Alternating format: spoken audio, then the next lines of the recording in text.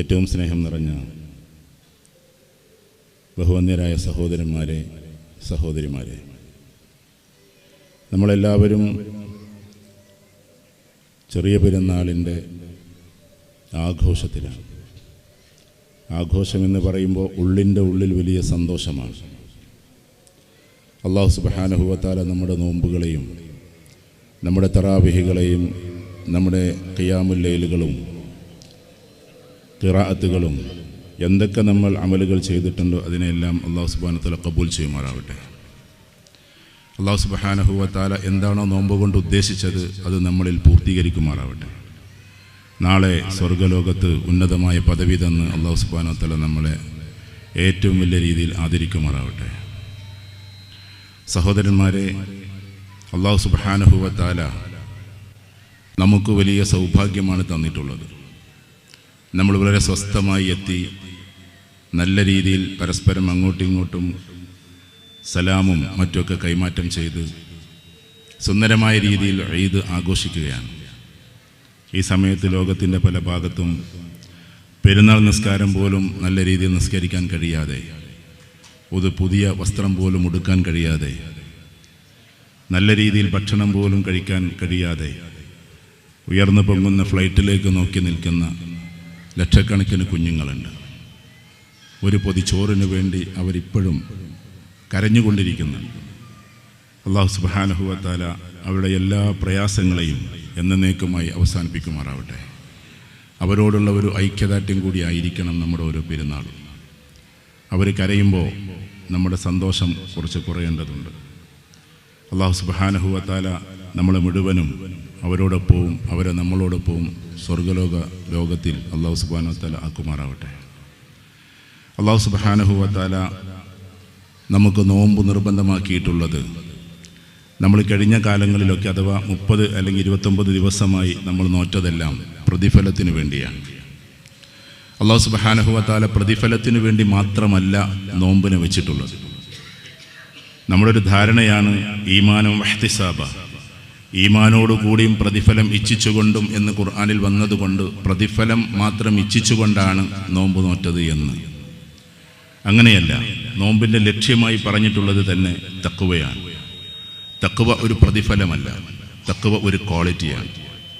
ദീനിൽ 2 വാക്കുകളുണ്ട്, ഒന്ന് അജ്ർ, മറ്റൊന്ന് അസർ. അല്ലാഹു സുബ്ഹാനഹു വ തആല നോമ്പ് നിർബന്ധമാക്കിയത് അസറിന് വേണ്ടിയാണ്.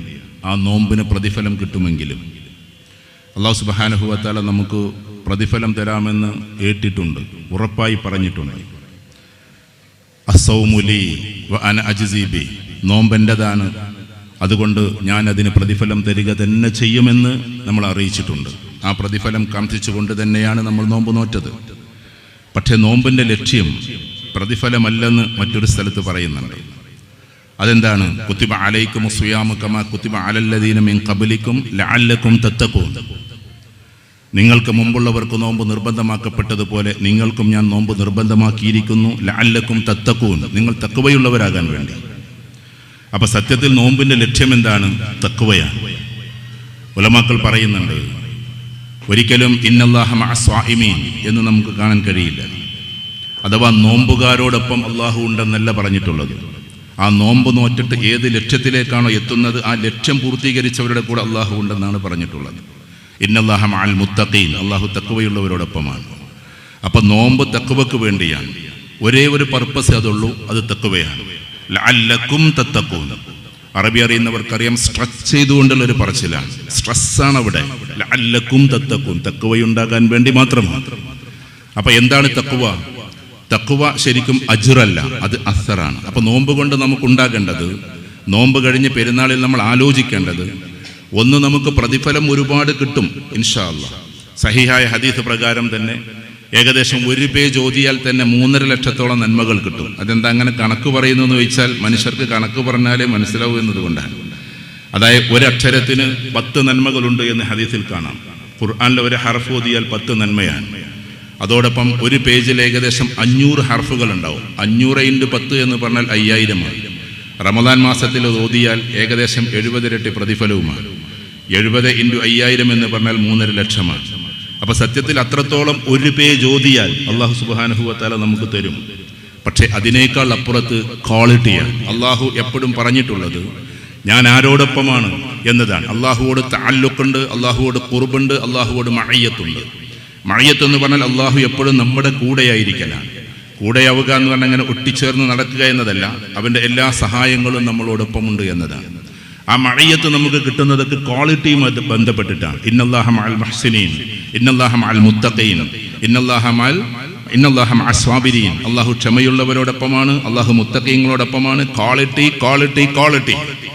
അഥവാ നമ്മൾ നോമ്പ് നോറ്റുകൊണ്ട് ഉണ്ടാക്കിയെടുക്കേണ്ടത് ഈ നോമ്പാണ്. ഈ നോമ്പ് കൊണ്ട് ഉണ്ടാകേണ്ടത് എന്താണ്? നമുക്ക് തഖ്വയാണ്, അഥവാ ക്വാളിറ്റിയാണ്. അള്ളാഹു സുബ്ഹാനഹു വ തആല നമ്മുടെ ആ ക്വാളിറ്റിയിലേക്ക് എത്തിക്കുമാറാവട്ടെ. അള്ളാഹു സുബ്ഹാനഹു വ തആല നമുക്ക് ഈ പെരുന്നാൾ തന്നിട്ടുള്ളത് എന്തിനാണ്? പരസ്പര സാഹോദര്യത്തിന് വേണ്ടി, പരസ്പരം ഐക്യത്തിന് വേണ്ടി, ഒന്നിച്ചു കൂടാൻ വേണ്ടിയിട്ടാണ് ഈദ്ഗാഹ് എന്ന് പറയുന്ന സുന്ദരമായ ഒരു സംഭവത്തെ റസൂലുള്ളാഹി സ്വല്ലല്ലാഹു അലൈഹി വസല്ലം നമുക്ക് പരിചയപ്പെടുത്തി തന്നത്. വ്യത്യസ്തമായ ചിന്താഗതിക്കാർ, വ്യത്യസ്തമായ ധാരയിലുള്ളവർ, വ്യത്യസ്ത കുടുംബങ്ങളിൽ നിന്നുള്ളവർ, വ്യത്യസ്ത സമൂഹത്തിൽ നിന്നുള്ളവർ എല്ലാവരും ഒരു ദിവസം ഒന്നിച്ച് ഒരു ഗ്രൗണ്ടിൽ ഉണ്ടാകട്ടെ. അവരെല്ലാവരും പാരസ്പര്യത്തിന്റെ ലോകം തുറക്കട്ടെ. നമുക്കുണ്ടാക്കേണ്ടത് ഏറ്റവും വലിയ ക്വാളിറ്റി എന്താണെന്നറിയാം? അതൊരു ഇർഷാദിന്റെ മർത്തബയാണ്. ഇർഷാദ് എന്നതുകൊണ്ട് ഉദ്ദേശിക്കുന്നത് മറ്റുള്ളവർക്ക് വഴികാട്ടിയാവുക എന്നതാണ്. മറ്റുള്ളവർക്ക് വഴികാട്ടിയാകണമെങ്കിൽ നമുക്ക് ഇൻഷിറാഹ് എന്ന് പറയുന്നൊരു സിഫത്ത് ഉണ്ടാകണം. എന്താണ് ഇൻഷിറാഹ്? വിശാലമായൊരു കാഴ്ചപ്പാടിന്റെ പേരാണ് ഇൻഷിറാഹ്. അത് മൂസ അലൈഹി സ്വലാത്തു വസ്സലാമക്ക് അല്ലാഹു സുബ്ഹാനഹു വ തആല കൊടുത്തത് പ്രാർത്ഥിച്ചിട്ടാണ്. റബ്ബി ഇശ്റഹ് ലി സദ്രി വയസ്സിർ ലി അംരി വഹ്ലുൽ ഉഖ്ദതം മിൻ ലിസാനി യഫ്ഖഹു ഖൗലി. ഇത് മൂസ അലൈഹി സ്വലാത്തു വസ്സലാമയുടെ പ്രാർത്ഥനയായി അല്ലാഹു സുബ്ഹാനഹു വ തആല വിശുദ്ധ ഖുർആൻ പറയുന്നുണ്ട്. അല്ലാഹുവേ, എൻ്റെ നെഞ്ചകം നീ വിശാലമാക്കി തരണേ. റബ്ബി ഇശ്റഹ് ലി സദ്രി വയസ്സിർ ലി അംരി, എൻ്റെ കാര്യങ്ങളെ നീ എളുപ്പമാക്കി തരികയും ചെയ്യണമേ. ഫിർഔന്റെ അടുക്കലേക്ക് പോകുന്ന സമയത്ത് അള്ളാഹുവോട് പ്രാർത്ഥിച്ച പ്രാർത്ഥനയാണ്. എന്നാൽ റസൂലുള്ളാഹി സ്വല്ലല്ലാഹു അലൈഹി വസല്ലമയോട് അല്ലാഹു സുബ്ഹാനഹു വ തആല അങ്ങോട്ട് അത് പറയുകയാണ്. അലം നശ്റഹ് ലക സദ്റക്, നിങ്ങളുടെ നെഞ്ചകം ഞാൻ വിശാലമാക്കി തന്നില്ലയോ റസൂലേ? ഒന്ന് അങ്ങോട്ട് ചെയ്തു തന്നിട്ട് പറയലാണ് അലം നശ്റഹ് ലക സദ്റക്. ഒരു പ്രവാചകൻ പ്രാർത്ഥിക്കുന്നു റബ്ബി ഇശ്റഹ് ലി സദ്രി. റസൂലുള്ളാഹിയോട് അല്ലാഹു പറയുന്നു അലം നശ്റഹ് ലക സദ്റക്. അതുകൊണ്ട് റസൂലുള്ളാഹി സ്വല്ലല്ലാഹു അലൈഹി വസല്ലമയുടെ ഉമ്മത്തികളായ നമ്മൾ എല്ലാ പ്രവാചകന്മാരെയും അനുസരിച്ചും അനുധാവനം ചെയ്തു പോകുമ്പോൾ ആ ഒരു വിശാല കാഴ്ചപ്പാടോട് കൂടി എത്തുന്നതിന്റെ പേരാണ് ഇൻഷിറാഹ്. ആ ഇൻഷിറാഹാണ് നമ്മൾ ഈ കാണുന്നതെല്ലാം. എല്ലാവരും ഒന്നിച്ചു കൂടുന്നു, എല്ലാവരും പരസ്പരം ഒന്നാകുന്നു, എല്ലാവരും എല്ലാ രീതിയിലുള്ള ചിന്താഗതികളും മാറ്റിവെക്കുന്നു. ഈ ഉമ്മത്ത് ഒന്നാണ്. വഖാല ഇന്നനി മിനൽ മുസ്ലിമീൻ, തീർച്ചയായിട്ടും ഞാൻ മുസ്ലിമീങ്ങളിൽപ്പെട്ടവനാണ് എന്ന് നമ്മൾ പറയാതെ പറഞ്ഞുകൊണ്ടേയിരിക്കുകയാണ്. നമുക്കൊരൊറ്റ വകുപ്പേ ഉള്ളൂ, അത് മുസ്ലിം എന്നത് മാത്രമാണ്. അല്ലാഹു സുബ്ഹാനഹു വ തആല വിശുദ്ധ ഖുർആനിൽ മുസ്ലിം, മുഅ്മിൻ, മുഹ്സിൻ 3 പ്രയോഗങ്ങൾ പ്രയോഗിച്ചിട്ടുണ്ട്. അതിൽ മുസ്ലിം കേവല മുസ്ലിമായിട്ട് നമ്മൾ കഴിഞ്ഞിട്ട് കാര്യമില്ല എന്നും വിശുദ്ധ ഖുർആനിലുണ്ട്. ഒരു അഅറാബി വന്നിട്ട് റസൂലുള്ളാഹിയോട് പറയാണ് ഞങ്ങൾ വിശ്വസിച്ചിരിക്കുന്നു എന്ന്, ഞങ്ങൾ ഈമാനുള്ളവരായിരിക്കുന്നു എന്ന്. ആ സമയത്ത് റസൂലുള്ളാഹി സ്വല്ലല്ലാഹു അലൈഹി വസല്ലമക്ക് സന്തോഷമായി. പക്ഷെ അല്ലാഹു ആയത്തിറക്കി ഖാലത്തിൽ അഅറാബു ആമന്ന ഖുൽ ലം തുഅ്മിനു വലാകിൻ ഖൂലു അസ്ലംന വലമ്മാ യദ്ഖുലുൽ ഈമാനു ഫീ ഖുലൂബികും. അവിടെ ഹൃദയത്തിലേക്ക് ഈമാൻ പ്രവേശിച്ചിട്ടില്ല. അഅറാബികൾ അതാ വന്നിട്ട് പറയുന്നു അല്ലാഹുവിന്റെ റസൂലേ സല്ലല്ലാഹു അലൈഹി വസല്ലം ഞങ്ങൾ വിശ്വസിച്ചിരിക്കുന്നു എന്ന്, ഞങ്ങൾ ഈമാനുള്ളവരായിരിക്കുന്നു എന്ന്. ഖുൽ, നബിയെ പറയുക, ലം തുഅ്മിനു, നിങ്ങൾ വിശ്വസിച്ചിട്ടില്ല, അഥവാ നിങ്ങൾ ഈമാനുള്ളവരായിട്ടില്ല. വലാകിൻ ഖൂലു അസ്ലംന, പക്ഷേ അവർ പറഞ്ഞുകൊള്ളട്ടെ ഞങ്ങൾ മുസ്ലിമീങ്ങളാണ് എന്ന്, ഞങ്ങൾ അനുസരിച്ചവരാണെന്ന് പറഞ്ഞുകൊള്ളട്ടെ. ഒരിക്കലും ഈമാനുള്ളവരാണെന്ന് പറയരുത്. സൂറത്തുൽ ഹുജറാത്ത്. കാരണം എന്താണെന്നറിയോ? പറയുന്ന വാക്കിതാണ് വലമ്മാ യദ്ഖുലുൽ ഈമാനു ഫീ ഖുലൂബികും, അവരുടെ ഹൃദയത്തിലേക്ക് ഈമാൻ പ്രവേശിച്ചിട്ടില്ല. അപ്പൊ ഹൃദയത്തിലേക്ക് ഈമാൻ ഏറ്റെടുത്തവരെ മാത്രമാണ് മുഅ്മിൻ എന്ന് വിളിച്ചിട്ടുള്ളത്. അപ്പൊ നമ്മുടെ ഹൃദയത്തിലേക്കായിരിക്കണം ഈ കഴിഞ്ഞ നോമ്പ് കൊണ്ടുണ്ടായ എല്ലാ ഈമാനും ഇറങ്ങേണ്ടത്. എന്താണ് ഈമാൻ? അല്ലാഹുവിൽ മാത്രമുള്ള വിശ്വാസമാണ് ഈമാൻ. അല്ലാഹുവിനെ കൊണ്ട് മാത്രമേ കാര്യങ്ങൾ നടക്കൂ എന്ന്, അല്ലാഹുവിലേക്ക് മാത്രമേ ഞാൻ തിരിയൂ എന്ന്, അല്ലാഹുവോട് മാത്രമേ ഞാൻ പ്രാർത്ഥിക്കൂ എന്ന്, സർവശക്തൻ അല്ലെങ്കിൽ സർവാധിപതി, സമഗ്രാധിപതി, ഇങ്ങനെയുള്ള അല്ലാഹുവിൻ്റെതാണ് എല്ലാം എന്നുള്ളൊരു വിശ്വാസം നമ്മളിലേക്ക് എത്തലാണ്. വേറെ ഒന്നിലേക്കും തിരിയാനുള്ള ഒരു സാഹചര്യം പോലും സൃഷ്ടിക്കാതിരിക്കലാണ്. ഹസ്രത്ത് ഇബ്രാഹിം അലൈഹി സ്വലാത്തു വസ്സലാം നമ്മളോട് വിശുദ്ധ ഖുർആൻ പറഞ്ഞത് ഇത്തഖദു മില്ലത ഇബ്രാഹിം ഹനീഫ, നിങ്ങൾ ഇബ്രാഹിം നബി അലൈഹി സ്വലാത്തു വസ്സലാമയുടെ മില്ലത്തായിരിക്കണമെന്ന്. എന്താ ഈ മില്ലത്ത് കൊണ്ട് ഉദ്ദേശിക്കുന്നത്? തഫ്സീറുകൾ നമുക്ക് കാണാൻ പറ്റും. ഇബ്രാഹിം അലൈഹി സ്വലാത്തു വസ്സലാം 3 കാര്യങ്ങളിൽ നിന്നാണ് മുക്തി നേടിയത്. 3 കാര്യങ്ങളിൽ നിന്ന്. ഒന്ന് ഗൈറ മുതഹർരിക്കിൽ നിന്ന്. എന്താ ഗൈറ മുതഹർരിക്? ഗൈറ മുതഹർരിക് കൊണ്ട് ഉദ്ദേശിക്കുന്നത് ചലിക്കാത്ത വസ്തുക്കളിലുള്ള വിശ്വാസമാണ്. എന്താ ചലിക്കാത്ത വസ്തുക്കൾ? അന്നത്തെ കാലഘട്ടത്തിൽ വിഗ്രഹങ്ങൾ ചലിക്കാത്തതായിരുന്നു. അതിനെല്ലാം എന്താക്കി? മനസ്സുകൊണ്ട് തിരസ്കരിച്ചു ഇബ്രാഹിം അലൈഹി സ്വലാത്തു വസ്സലാം. അതുകൊണ്ട് തന്നെ ചലിക്കാത്ത വസ്തുവിൽ നിന്ന് മോചനം നേടി. പിന്നെ ചലിക്കുന്ന വസ്തുക്കളാണ് വല്ലാണ്ട് ഇടങ്ങേറാക്കിയത്. ചലിക്കുന്ന വസ്തുക്കളാണ് തീയ്, ചലിക്കുന്ന വസ്തുക്കളാണ് വെള്ളം, ചലിക്കുന്നതാണ് വായു, ചലിക്കുന്നതാണ് മറ്റ് ശക്തികൾ. ആ ശക്തികൾ ഭയപ്പെടുത്തിയപ്പോൾ അതിൽ നിന്ന് മുക്തി നേടി ഇബ്രാഹിം അലൈഹി സ്വലാത്തു വസ്സലാം. തീയിലേക്ക് എടുത്തെറിയാൻ വേണ്ടിയിട്ട് പോവാണ്. ആ സമയത്ത് ബുദ്ധി വിളിച്ചു പറഞ്ഞിട്ടുണ്ടാകണം, എന്ത്? ഇത് തീയാണ്, ഇത് എന്താണ്? കരിഞ്ഞു പോകുന്നതാണ്. പക്ഷെ ആത്മാവ് വിളിച്ചു പറഞ്ഞു, ചാട് ഇബ്രാഹിം, ഇത് അള്ളാഹുവിന്റെ സൃഷ്ടിയാണ്, നിങ്ങൾക്കൊന്നും സംഭവിക്കില്ല എന്നുള്ള വല്ലാത്തൊരവസ്ഥയുണ്ടല്ലോ. ജീവനുള്ളതിൽ നിന്നുമുള്ള ഒരു മോചനം, അത് തൗഹീദിന്റെ അങ്ങേ തലയാണ്. നമ്മളോടിപ്പോ ഇവിടെ കൊണ്ടുവന്നിട്ടൊരു വിഗ്രഹം ഇതെന്തെങ്കിലും ചെയ്യുമോ എന്ന് ചോദിച്ചാൽ വിശ്വാസികളായ നമ്മൾ പറയും അത് സ്വർണം കൊണ്ടുള്ള വിഗ്രഹമാണെന്ന് വിചാരിക്കുക. ആ വിഗ്രഹം കൊണ്ട് എന്തെങ്കിലും ആകുമോ എന്ന ചോദ്യത്തിന് നമ്മുടെ മറുപടി ഇല്ല എന്നാണ്. പക്ഷെ അതിനെ ബിസ്ക്കറ്റുകളാക്കി നമ്മുടെ മുമ്പിൽ കൊണ്ടുവന്നിട്ട് ബുള്ളിയൻസ് ആക്കിയിട്ട് ചോദിച്ചാൽ നമ്മുടെ ചിന്താഗതി വേറെയാണ്. സഹോദരന്മാരെ, അള്ളാഹുവാണ് എല്ലാ കാര്യങ്ങളും നടത്തുന്നത് എന്നതിന്റെ ഏറ്റവും വലിയ തെളിവെന്താണെന്നറിയാം? ഈ ലോകത്തിലെ ഏറ്റവും വലിയ അധികാരികൾ, വലിയ വലിയ ആളുകൾ, അവരെല്ലാവരും ഒരു വേള ഇരുന്നിട്ടുണ്ട്. ലോകത്തിലെ ഏറ്റവും വലിയ സയന്റിസ്റ്റ് എന്നറിയപ്പെടുന്ന the brain of 21st century, 21ാം നൂറ്റാണ്ടിന്റെ തലച്ചോറ് എന്നറിയപ്പെടുന്ന സ്റ്റീഫൻ ഹോക്കിങ്സ്, അദ്ദേഹത്തിന് ചികിത്സിക്കാൻ ഇഷ്ടം പോലെ ഡോക്ടേഴ്സ് തയ്യാറാണ്, ഇഷ്ടം പോലെ രാജ്യങ്ങൾ തയ്യാറാണ്, ഒരുപാട് ആളുകൾ തയ്യാറാണ്, എല്ലാ സയൻസിന്റെ മെത്തഡോളജിയും തയ്യാറാണ്. പക്ഷേ ചലനമറ്റിട്ട് ഇങ്ങനെ ഇരിക്കുകയായിരുന്നു. കൈകാലുകളില്ലാതെ, മീൻസ് കൈകാലുകൾ ഉണ്ടായിട്ടും അനക്കാൻ കഴിയാതെ എല്ലാ കുട്ടികൾക്കും അറിയാം. കാരണം അല്ലാഹു സുബ്ഹാനഹു വ തആല തീരുമാനിച്ചതാണ്. ഞാൻ അദ്ദേഹത്തെ വിമർശിക്കുകയല്ല, അദ്ദേഹം ഈ ലോകത്തോട് ഇവിടെ പറഞ്ഞു പോയി. പക്ഷേ നമുക്കൊരു കാഴ്ചയാണ്, ഇക്കണ്ട സയൻസ് എല്ലാം തയ്യാർ, എല്ലാ ഡോക്ടേഴ്സും തയ്യാർ, എല്ലാ രാജ്യവും തയ്യാർ, എല്ലാവരും അദ്ദേഹത്തെ സംരക്ഷിക്കാൻ തയ്യാർ. പക്ഷെ വലത്തെ ഭാഗത്തേക്ക് മാത്രം ചെരിഞ്ഞു കിടക്കുന്ന ഈ തലയെ ഒന്ന് ഇടത്തേക്ക് മാറ്റണമെങ്കിൽ സ്വയം അദ്ദേഹത്തിന് കഴിയില്ലായിരുന്നു. കാരണം എന്താണെന്നറിയോ? അല്ലാഹു സുബ്ഹാനഹു വ തആല ഇരുത്താൻ വിചാരിച്ചതാണ്. ഒരിക്കലും എഴുന്നേറ്റ് നിൽക്കാൻ കഴിയില്ല. അത് ഏറ്റവും വലിയ സയന്റിസ്റ്റ് ആയാലും ശരി. അല്ലാഹു സുബ്ഹാനഹു വ തആല ഈ വസ്തുക്കളിൽ നിന്നും, വ്യക്തികളിൽ നിന്നും, ശക്തികളിൽ നിന്നും, അവസ്ഥകളിൽ നിന്നെല്ലാം മുക്തനാണ്. ആ മനസ്സായിരിക്കണം നമുക്കുണ്ടാകേണ്ടത്, അള്ളാഹുവിലേക്ക് മാത്രമുള്ള തിരിയല. ആ സമയത്താണ് ഇബ്രാഹിം അലൈഹി സ്വലാത്തു വസ്സലാം തീരെയും ഭയപ്പെടാതെ വല്ലാത്തൊരവസ്ഥയിൽ നിൽക്കുമ്പോഴാണ്, ആ ഉറച്ച ഈമാനോടുകൂടി നിൽക്കുമ്പോഴാണ് ഹസ്രത്ത് ജിബ്രീൽ അലൈഹി സ്വലാത്തു വസ്സലാം, മനുഷ്യനെന്ന നിലക്ക് എന്തായാലും ഒരു ഭയം ഉണ്ടാവും. അതും ആളിക്കത്തുന്ന വലിയ അഗ്നികുണ്ഡമാണ്, ചെറിയ ഒരു തീയല്ല, അഗ്നികുണ്ഡമാണ്. നേർച്ച നേർന്ന് വന്നതാണ് ആളുകൾ കത്തിക്കാൻ വേണ്ടി. ആ സമയത്താണ് ഹസ്രത്ത് ജിബ്രീൽ അലൈഹി സ്വലാത്തു വസ്സലാം വരുന്നത്. ഇൻവിസിബിളായി, മറ്റുള്ളവർക്ക് ഇൻവിസിബിളായി, എന്നാൽ ഇബ്രാഹിം അലൈഹി സ്വലാത്തു വസ്സലാമക്ക് വിസിബിളായി. ഇബ്രാഹിം നബി അലൈഹി സ്വലാത്തു വസ്സലാമക്ക് കാണാവുന്ന രീതിയിലും മറ്റുള്ളവർക്ക് കാണാൻ കഴിയാത്ത രീതിയിലും ഇബ്രാഹിം അലൈഹി സ്വലാത്തു വസ്സലാമയുടെ അരികിലേക്ക് വരും. വിശുദ്ധ ഖുർആൻ ആ സമയത്ത് ഇബ്രാഹിം നബി അലൈഹി സ്വലാത്തു വസ്സലാം ചെയ്യുന്ന ഒരു പണിയുണ്ട്, നമുക്കത് ചിന്തിക്കാൻ പോലും കഴിയാത്തതാണ്. ഇബ്രാഹിം നബി അലൈഹി സ്വലാത്തു വസ്സലാം പറഞ്ഞത് ഈ ജിബ്രീൽ അലൈഹി സ്വലാത്തു വസ്സലാമയോട് മാറി നിൽക്കാനാണ്. അതിന്റെ ഗൗരവം ആലോചിച്ച് നോക്കട്ടെ. നിങ്ങളും അള്ളാഹുവിന്റെ അടിമയാണ്, നിങ്ങളും അള്ളാഹുവിലേക്ക് ആവശ്യക്കാരനാണ്. എനിക്കെന്റെ അല്ലാഹു മതി, ഹസ്ബി അല്ലാഹു നിഅമൽ വക്കീൽ, നിഅമൽ മൗലാ വ നിഅമൻ നസീർ. ആ സമയത്ത് അല്ലാഹു മലക്കുകളെ പോലും പിന്മാറ്റുകയാണ്. എന്നിട്ട് അല്ലാഹു സുബ്ഹാനഹു വ തആല തീയിനോട് നേരിട്ട് പറയാണ്, ഖുൽനാ യാ നാറു കൂനി ബർദൻ വ സലാമൻ അലാ ഇബ്രാഹിം, ഏ ഇബ്രാഹിം നബിക്ക് തീയെ നീ രക്ഷയും തണുപ്പുമാവുക എന്ന് നാം തീയിനോട് പറഞ്ഞ സന്ദർഭം എന്നാണ്. ഖുൽനാ, നാം പറഞ്ഞു എന്നാണ്. അവിടെ മറ്റൊരു അസ്ബാബിനെയും അതിന്റെ ഇടയിൽ വെച്ചില്ല. അല്ലാഹു സുബ്ഹാനഹു വ തആല നമുക്ക് തൗഹീദ് മനസ്സിലാക്കി തരുമാറാകട്ടെ. അതുകൊണ്ടാണ് ഇബ്രാഹിം നബി അലൈഹി സ്വലാത്തു വസ്സലാമയുടെ മില്ലത്താകാൻ നമ്മളോട് കൽപ്പിച്ചിട്ടുള്ളത്. റസൂലുള്ളാഹിയുടെ ഉമ്മത്താണ് നമ്മൾ, ഇബ്രാഹിം നബി അലൈഹി സ്വലാത്തു വസ്സലാമയുടെ മില്ലത്താണ് നമ്മൾ. അതുകൊണ്ട് നമ്മുടെ തൗഹീദ് അതായിരിക്കണം. എന്ത് തന്നെ വന്നാലും അള്ളാഹുവിലേക്ക് മാത്രം തിരിയുന്നൊരവസ്ഥയായിരിക്കണം ഉണ്ടാകേണ്ടത്. മനുഷ്യൻ ഹാലാത്തിന്റെയും ഹാജാത്തിന്റെയും ഇടക്കാണ് ഹയാത്തിനെ കൊണ്ടുപോകുന്നത്. ഞാൻ പറയുന്നത് പോലെ ശ്രദ്ധിച്ച് കേൾക്കണം. അല്ലാഹു സുബ്ഹാനഹു വ തആല നമുക്ക് മനസ്സിലാക്കി തരുമാറാകട്ടെ. ഈ ഇരിക്കുന്ന നമുക്ക് എല്ലാവർക്കും, അപ്പുറത്തിരിക്കുന്ന സഹോദരിമാർക്കും ഇപ്പുറത്തിരിക്കുന്ന എന്റെ സഹോദരങ്ങൾക്കും എനിക്കുമടക്കം, ഒന്നുകിൽ ജീവിതത്തിൽ ഹാലാത്തുകൾ കടന്നു വരും, അല്ലെങ്കിൽ ഹാജാത്തുകൾ കടന്നു വരും. എന്താ ഹാലാത്തും ഹാജാത്തും തമ്മിലുള്ള വ്യത്യാസം? ഹാലാത്ത് എന്നതുകൊണ്ട് ഉദ്ദേശിക്കുന്നത് അവസ്ഥകളാണ്. ദുഃഖത്തിന്റെ അവസ്ഥ, പ്രയാസത്തിന്റെ അവസ്ഥ, വേദനയുടെ അവസ്ഥ, കടത്തിന്റെ അവസ്ഥ, ഭീമാകാരമായ രോഗത്തിന്റെ അവസ്ഥ, അല്ലെങ്കിൽ രോഗം തുടങ്ങിയ അവസ്ഥ, ഇതെല്ലാം അവന് സംഭവിച്ച ഹാലുകളാണ്, അവസ്ഥകളാണ്. എന്നാൽ ഇപ്പുറത്ത് ഹാജാത്തുകൾ ഉണ്ടാകും. എന്താ ഹാജാത്തുകൾ എന്നതുകൊണ്ട് ഉദ്ദേശിക്കുന്നത്? ഒരു മനുഷ്യന്റെ അഭിലാഷങ്ങളാണ്, അവന്റെ ആഗ്രഹങ്ങളാണ്, വീട് വെക്കലാണ്, മക്കളെ കെട്ടിക്കലാണ്, വിദ്യാഭ്യാസമാണ്, മക്കളുടെ ഉന്നത വിദ്യാഭ്യാസമാണ്. ഇതെല്ലാം ഹാജാത്തുകളാണ്. മറ്റൊന്ന് ഹാലാത്തുകളുമാണ്. ഈ രണ്ടെണ്ണമല്ലാതെ ഈ ദുനിയാവിൽ ഹയാത്തിൽ അല്ലാഹു സുബ്ഹാനഹു വ തആല നമുക്ക് തന്നിട്ടില്ല.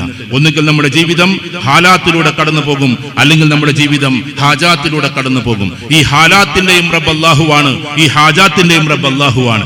ഏത് ഹാല് വന്നാലും നമ്മൾ അല്ലാഹുവിലേക്ക് മാത്രമേ തിരിയാവൂ. കാരണം ഇത് ഹാലാത്താണ്, അത് ഹാലാത്തിന്റെ റബ്ബ് അല്ലാഹുവാണ്. എല്ലാ ഹാലാത്തിനെയും പറഞ്ഞയക്കുന്നവൻ അവനാണ്. ഇത് ഹാജാത്താണ്, ഈ ഹാജാത്ത് പൂർത്തീകരിക്കുന്നവൻ അല്ലാഹുവാണ്. അതുകൊണ്ട് അല്ലാഹുവിലേക്ക് മാത്രമേ ഞാൻ തിരിയൂ എന്നുള്ള യഖീൻ നമുക്കുണ്ടായിത്തീരലാണ്.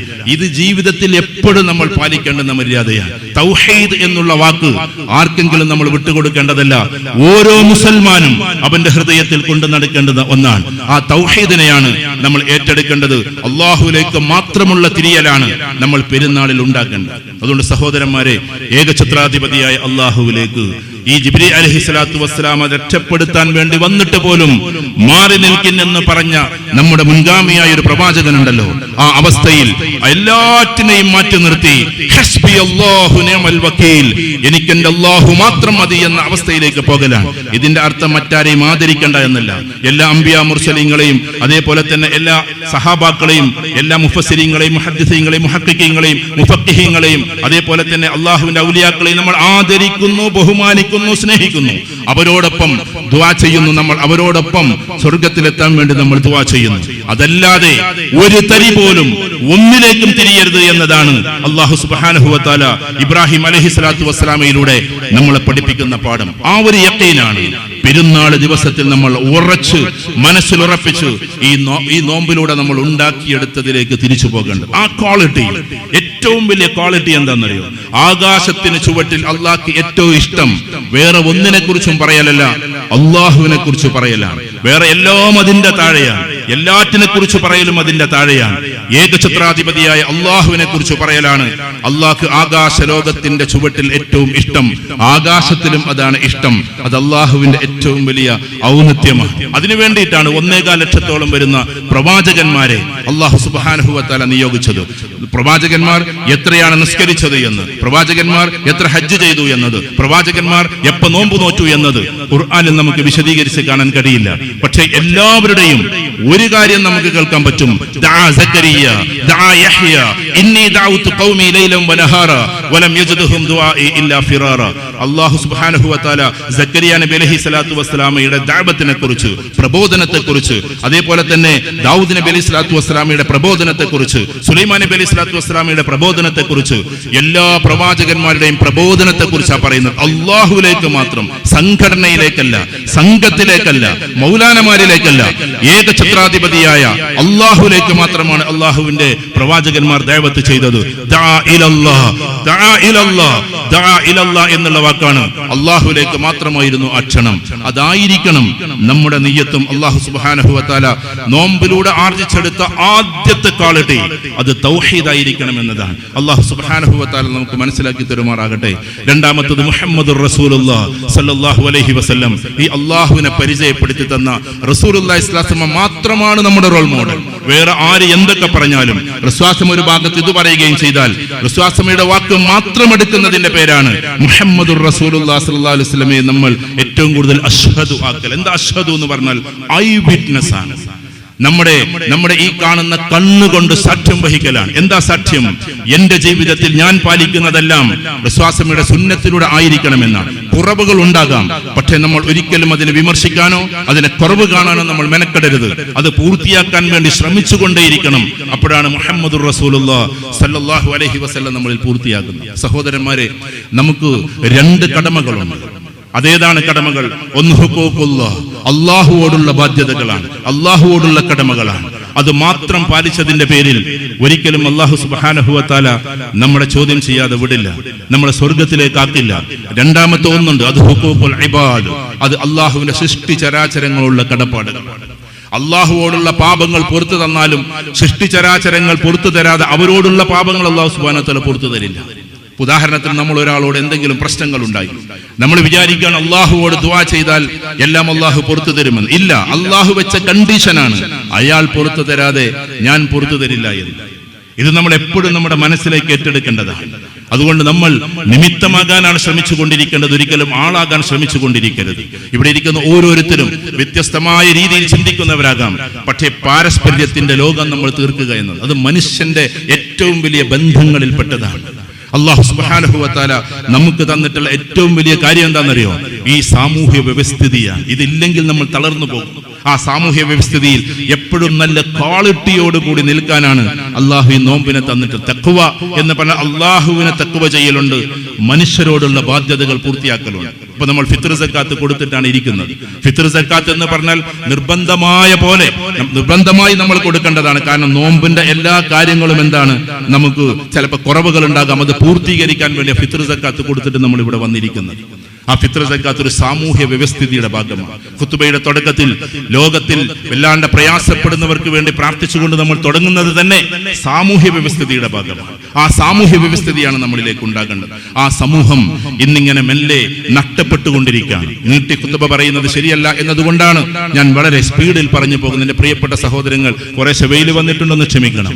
സഹോദരന്മാരെ, ഈ ബാധ്യതയിൽ ഏറ്റവും പ്രധാനപ്പെട്ടത് എന്താണ്? ഇന്ന് നമ്മുടെ ഈ നാട് വളരെ വിഷമകരമായ ഒരു അവസ്ഥയിലൂടെ പോയിക്കൊണ്ടിരിക്കുകയാണ്. നെഗറ്റീവുകൾ പറഞ്ഞിട്ട് കാര്യമില്ല, പക്ഷേ നമ്മൾ ഉണർന്നിരിക്കേണ്ടുന്ന ഒരു സമയമാണ്. സാമൂഹ്യത്തിന്റെ സാമൂഹികപരമായ കടപ്പാടുകൾ പാലിക്കുക എന്നത് ഓരോ വിശ്വാസിയുടെയും ഭാഗമാണ്.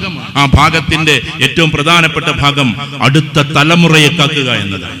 അടുത്ത തലമുറയോട് ശരിക്കും നിങ്ങൾ ഒറ്റയ്ക്കിരുന്നൊന്ന് സംസാരിച്ചു നോക്കി.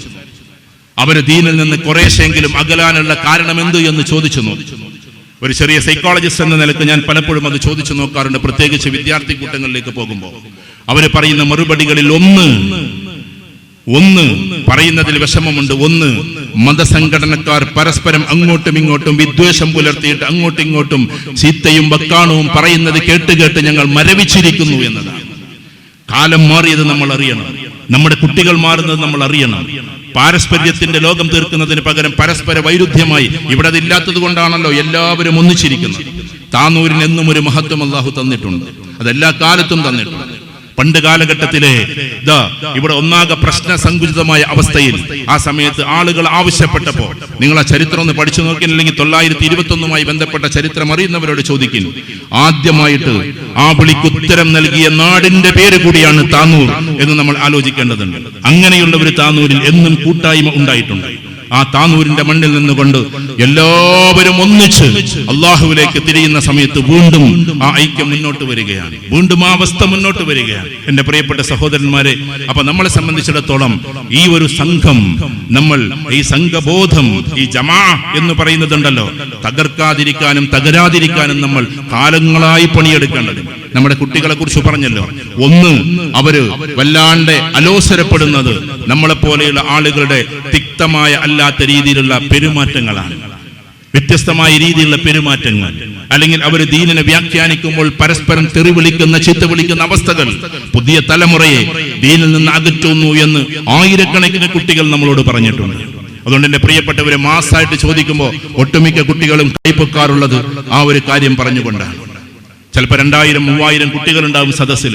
മക്കളെ, ഇന്നത് നിങ്ങൾക്ക് പ്രശ്നമാണോ എന്ന് ചോദിക്കുമ്പോൾ അവർ കൈപ്പൊക്കാറുണ്ട്. സർ, അതാണ് ഞങ്ങളുടെ വിഷയമെന്ന് അവർ പറയാറുണ്ട്. അല്ലെങ്കിൽ അവരിൽ ഒരാൾ ചോദിക്കുമ്പോൾ അത് തന്നെയാണ് ഞങ്ങളുടെ പ്രശ്നമെന്ന് അവർ പറയാറുണ്ട്.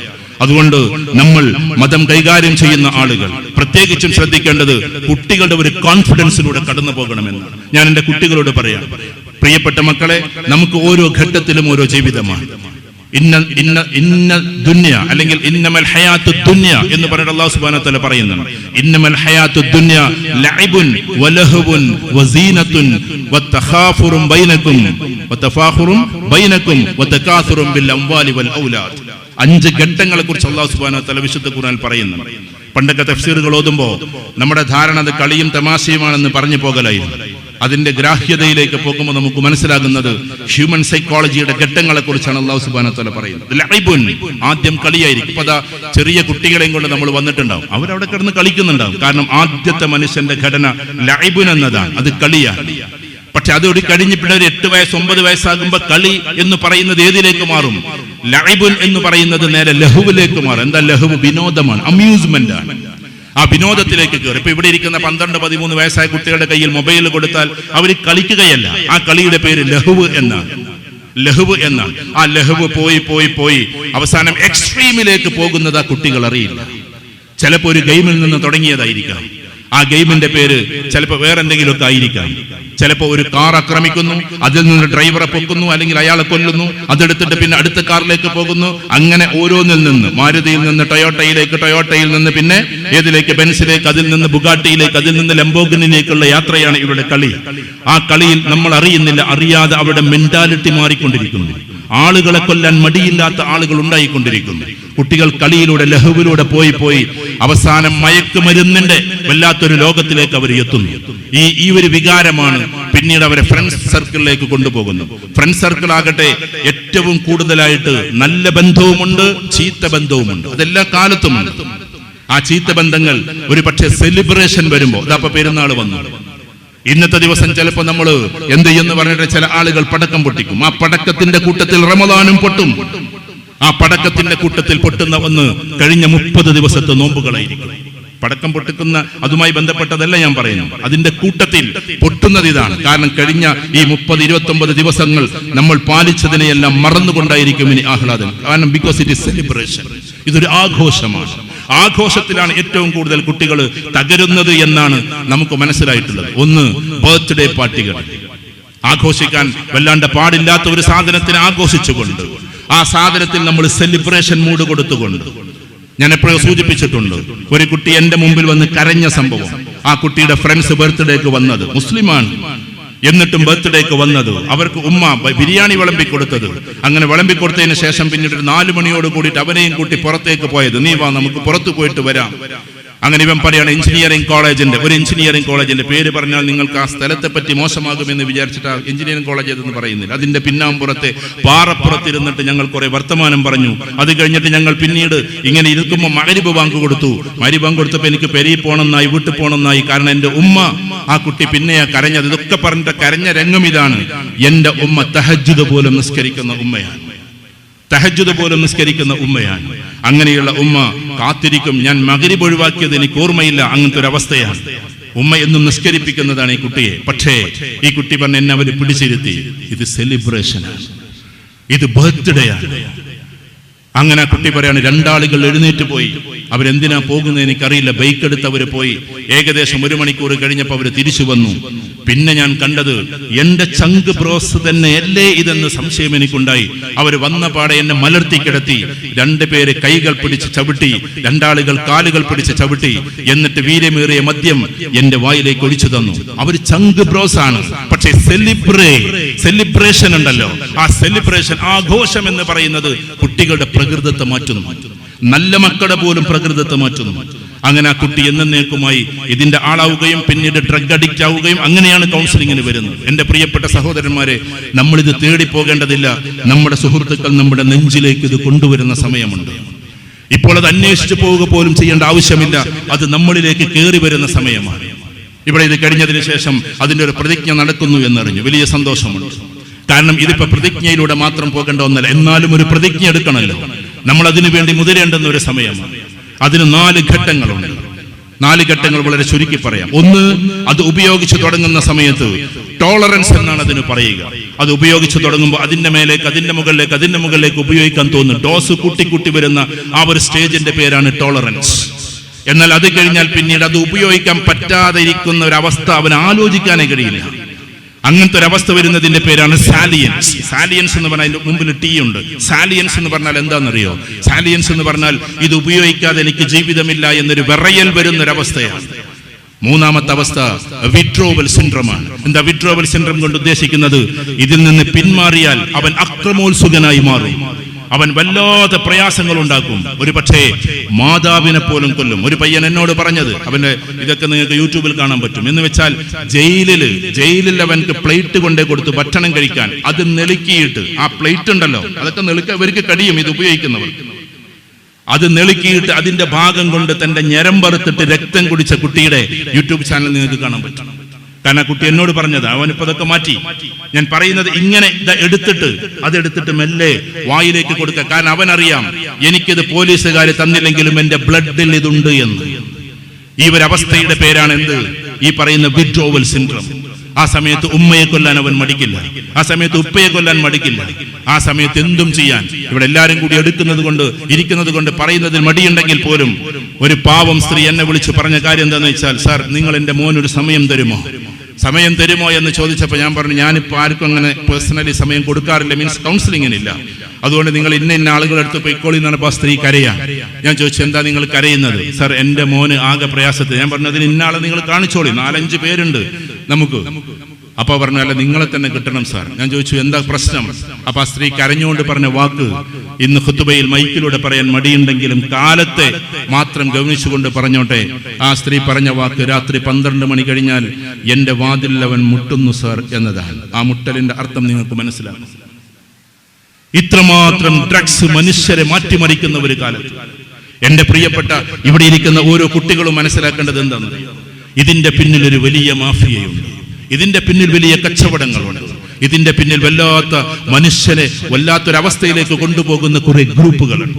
അതിന് നിങ്ങൾ എത്തീസം എന്നോ ലിബറലിസം എന്നോ ഡിങ്കോയിസം എന്നോ എന്ത് പേര് വിളിച്ചാലും എല്ലാം കടന്നു വരുന്നത് ഇത്തരത്തിലുള്ള ഒരു ഇലാബറേഷനിലേക്ക് മനുഷ്യനെ കൊണ്ടുപോകാനാണ്. അവര് ഉറക്കെ വിളിച്ചു പറയല്ലേ, മൈക്കിലൂടെ പറയല്ലേ.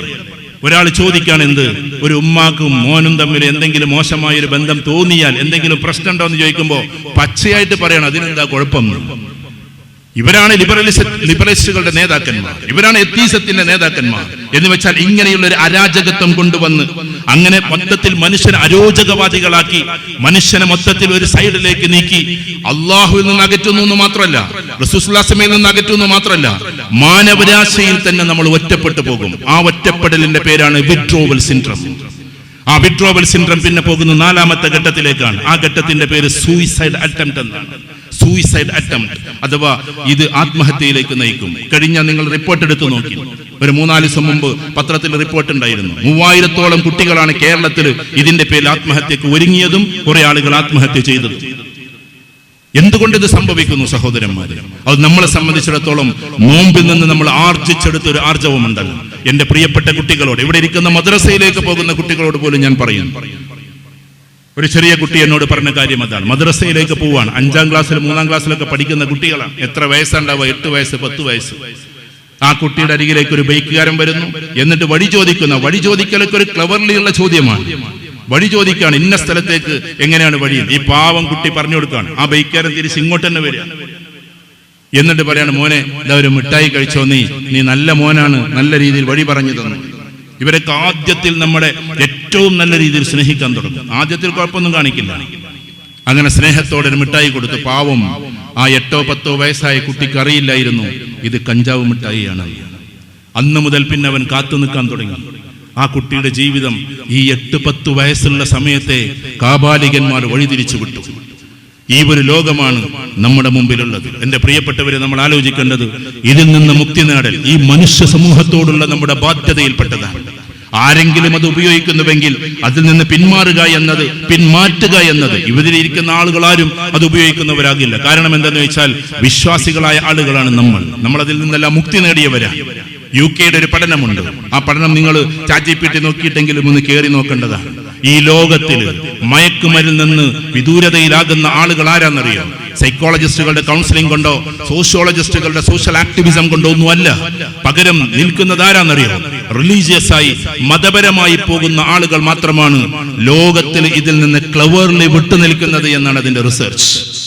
നമ്മളൊക്കെ വിട്ടുനിൽക്കുന്നത് എന്തുകൊണ്ടാണ്? അള്ളാഹുവിന്റെ കൽപ്പനയും റസൂലുള്ളാഹിയുടെ സുന്നത്തും അതിന് വിരോധമായതുകൊണ്ട്, അതിലേക്ക് അടുക്കൽ പോലും ഹറാമാണ് എന്നതുകൊണ്ട്, അത് സകല പാപങ്ങളുടെയും താക്കോലാണ് എന്നതുകൊണ്ട് നമ്മൾ അതിലേക്ക് പോകാതിരിക്കുന്നു.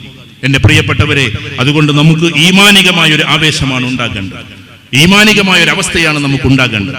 ഒരിക്കലും അത്തരത്തിലുള്ള ലോകത്തിലേക്ക് പോകാതിരിക്കാനുള്ള ഡയറ്റ് ടു സേ നോ എന്നൊക്കെ പറയല്ലോ, നോ പറയാനുള്ള ഒരു ധൈര്യമാണ് നമുക്ക് ഉണ്ടാകേണ്ടത്. ഇവിടെ ഇരിക്കുന്ന ഓരോ കുട്ടികളും ഇന്നത്തെ ദിവസത്തിൽ അതാണ് ചിന്തിക്കേണ്ടത്. അല്ലെങ്കിൽ നമ്മളിതാ ഇങ്ങനെ നശിച്ചു പോകുന്നതാണ്. രണ്ടാമത്തെ ഏറ്റവും വലിയൊരു പ്രശ്നം എത്തീസമാണ്. എന്റെ പ്രിയപ്പെട്ട കുട്ടികളെ, ഞാനൊരു കാര്യം ചോദിച്ചോട്ടെ. നമുക്ക് ആരെങ്കിലും എന്തെങ്കിലും ഒന്ന് ചോദിക്കുമ്പോഴേക്ക് എന്തിനാണ് ഇത്തരത്തിലുള്ള ചിന്താഗതിയിലേക്ക് നമ്മൾ മെല്ലെ മെല്ലെ ഇങ്ങനെ പോയിക്കൊണ്ടിരിക്കുന്നത്? നമ്മൾ ഈ മുന്നിലിരിക്കുന്ന ആളുകളൊക്കെ അതിലേക്കൊന്നും പോകാത്ത, അല്ലെങ്കിൽ അതൊന്നും കേൾക്കാത്ത പോലും ആൾക്കാരായിരിക്കാം. പക്ഷെ ഞാൻ ഇപ്പൊ കുട്ടികളോട് പറയുന്നു, യുവാക്കളോടും എന്റെ പ്രിയപ്പെട്ട വിദ്യാർത്ഥികളോടും, നമ്മൾ ഖുർആൻ ഒന്ന് ആഴമേറിയ പഠനം പഠിക്കും. ആഴമേറിയ പഠനത്തിലേക്ക് പോകുമ്പോൾ ഖുർആൻ തന്നെ എന്തൊരു രസമാണെന്നറിയോ, എന്തൊരു ലഹരിയാണെന്നറിയോ. കാരണം ഖുർആനിൽ എല്ലാറ്റിനുമുള്ള മറുപടിയുണ്ട്. നിങ്ങൾ ലോകത്തിലെ ഏറ്റവും ടോപ്പ് ട്രെയിനറുടെ ട്രെയിനിങ്ങിന് പോയാൽ അവർ പറയൽ എന്താണെന്നറിയോ? രണ്ട് കാര്യമാണ്. ലക്ഷങ്ങൾ കൊടുത്തിട്ട്, ഫീസ് കൊടുത്തിട്ട് നിങ്ങൾ അവരുടെ സമീപിച്ചു കഴിഞ്ഞാൽ, നിങ്ങൾ പറയുന്ന ലോകത്തിലെ ഏറ്റവും വലിയ ട്രെയിനർ എന്ന് പറഞ്ഞ ടോണി റോബിൻസനാണ്. മൂപ്പര് പറയുന്ന വാക്ക് എന്തായിരിക്കും എന്നറിയോ? നിങ്ങൾ എപ്പോഴും നല്ല കപ്പാസിറ്റി ഉണ്ടാക്കണം, നല്ല വിശ്വസ്തനായിരിക്കണം എന്നാണ്. വിശുദ്ധ ഖുർആൻ അല്ലാഹു പറയാണ്, ഈ ലോകത്തിൽ പ്രതിഫലത്തിന് അർഹമാക്കപ്പെട്ടവൻ ആരെന്നറിയോ? അൽ ഖവിയും അൽ അമീനുമാണ്. അഥവാ നല്ല കവിയായിരിക്കണം, കേപ്പബിലിറ്റി, കപ്പാസിറ്റി, നല്ല ബുദ്ധിശക്തിയുള്ള, നല്ല പവറുള്ള, നന്നായിട്ട് അവന്റെ കഴിവുകൾ വികസിപ്പിച്ച ആളെയാണ് അൽ ഖവി എന്നതുകൊണ്ട് ഉദ്ദേശിക്കുന്നത്. അല്ലാതെ വെറുതെ മസിൽ മാത്രം പെരുപ്പിച്ചവനെ അല്ല. അവന്റെ വ്യക്തിത്വത്തെ ഏറ്റവും ടോപ്പ് റേഞ്ചിലേക്ക് കൊണ്ടുപോയതാണ് അൽ ഖവി. അൽ അമീൻ എന്ന് പറഞ്ഞാൽ വിശ്വസ്തൻ എന്നാണ്. വിശ്വസ്തൻ, ആ വിശ്വസ്തനായി മാറുക എന്നതാണ്. ഒരാൾക്ക് വേണമെങ്കിൽ ശക്തിയുള്ളവനാകാം, പക്ഷെ വിശ്വസ്തനാകാൻ പ്രയാസമാണ്. ഒരാൾക്ക് വിശ്വസ്തനാകാം, പക്ഷെ പരിപാടിക്ക് അഥവാ അവന്റേതായ ലോകത്തിൽ അവന്റെ ഇതിന് പറ്റിയ ആളാകൽ കുറച്ച് പ്രയാസമാണ്. എന്നാൽ വിശുദ്ധ ഖുർആൻ നമ്മളോട് പറയുന്നു, ഇന്ന ഖൈറ മൻ ഇസ്തഅജർതൽ ഖവിയുൽ അമീൻ. നിങ്ങൾ ജസ്റ്റ്, ഞാൻ ഇപ്പൊ കുട്ടികളോട് സംസാരിക്കുന്നത്, നിങ്ങൾക്ക് ചാറ്റ്ജിപിടിയുടെ കാലമാണ്. ചാറ്റ്ജിപിടിയുടെ പ്രൈമിലേക്ക് കയറപ്പോൾ റിസർച്ച് ഫുള്ളി നിങ്ങൾക്ക് കാണാൻ പറ്റും. അതിലേക്ക് കയറി കഴിഞ്ഞാൽ നിങ്ങൾ ദ മിറാക്കിൾ അല്ലെങ്കിൽ വണ്ടേഴ്സ് ഇൻ ഖുർആൻ എന്ന് അടിച്ചു നോക്കുക, അല്ലെങ്കിൽ mathematical and numerical wonders in Quran എന്ന് അടിച്ചു നോക്കുക. ഇപ്പൊ നിങ്ങൾക്ക് കാണാൻ പറ്റും. ഞാനല്ല മറുപടി പറയുന്നത്, ചാറ്റ്ജിപിടി നിങ്ങളോട് പറയുന്ന മറുപടിയുണ്ട്. യൗം എന്നുള്ള ദിവസം വളരെ ശ്രദ്ധിച്ചു കേൾക്കണം. യൗം എന്ന് പറഞ്ഞ ദിവസം എന്നാണ്, അയ്യാം എന്ന് പറഞ്ഞ ദിവസങ്ങൾ എന്നാണ്. എന്നാൽ യൗം എന്നുള്ള വാക്കുണ്ടല്ലോ, കൃത്യം 365 പ്രാവശ്യമാണ് വിശുദ്ധ ഖുർആൻ ഉപയോഗിച്ചിട്ടുള്ളത് എന്ന് ചാറ്റ്ജിപിടി നിങ്ങൾക്ക് മറുപടി പറഞ്ഞത്. കാരണം ഒരു വർഷത്തിൽ 365 ദിവസമാണ്.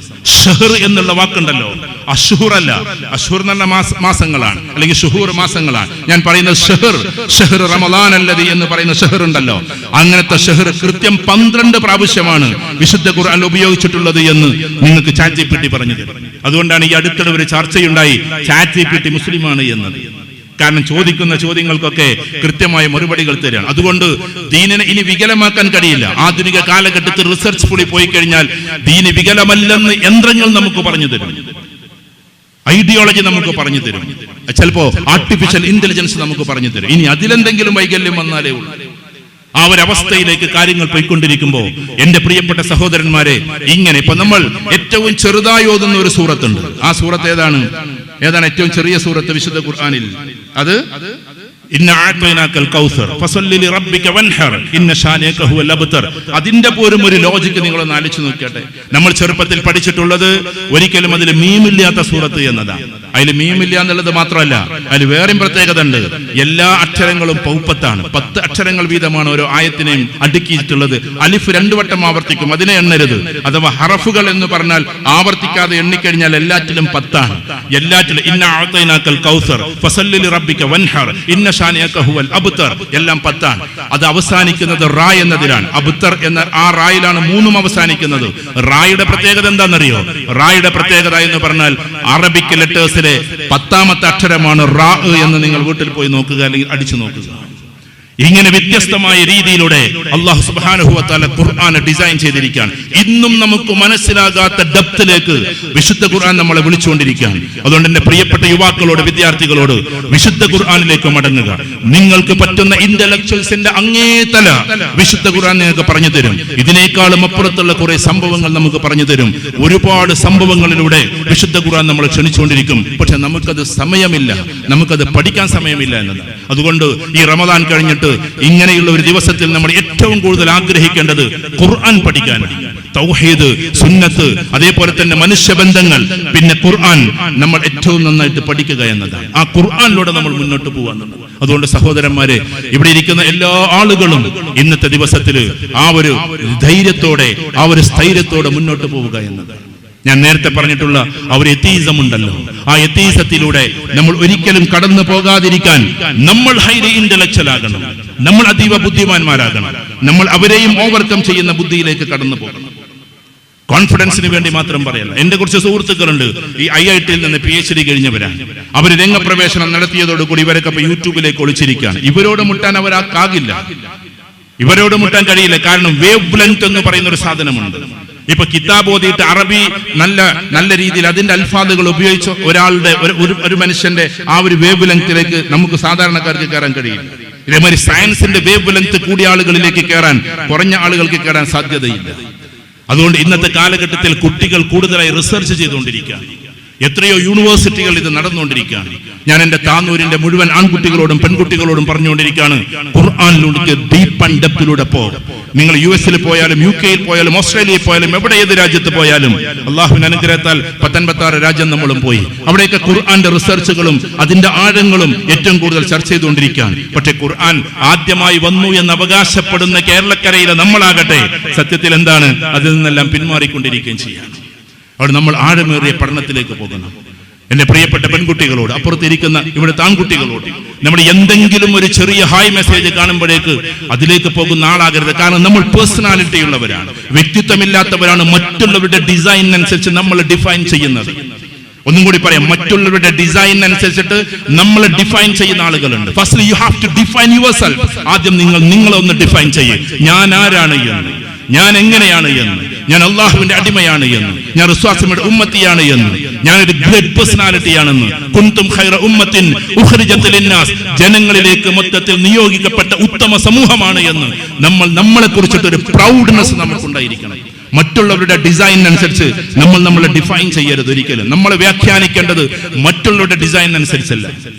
ഒരാൾ വീട് വെക്കേണ്ടത് അവന്റെ ആവശ്യങ്ങൾ പറഞ്ഞെടുത്തുകൊണ്ടാണ്. അല്ലാതെ ഒരു ആർക്കിടെക്ട് വന്നിട്ട് പറയണത് ഇങ്ങനെങ്ങളാണ്ട് വീട് വെച്ചോളി എന്നാണ് നമ്മളല്ലേ പൈസ ചെലവാക്കുന്നത്. നമ്മുടെ റിക്വയർമെന്റ്സ് കൊടുത്തിട്ട് അയാൾ ഡിസൈൻ ചെയ്യാൻ പാടുള്ളൂ.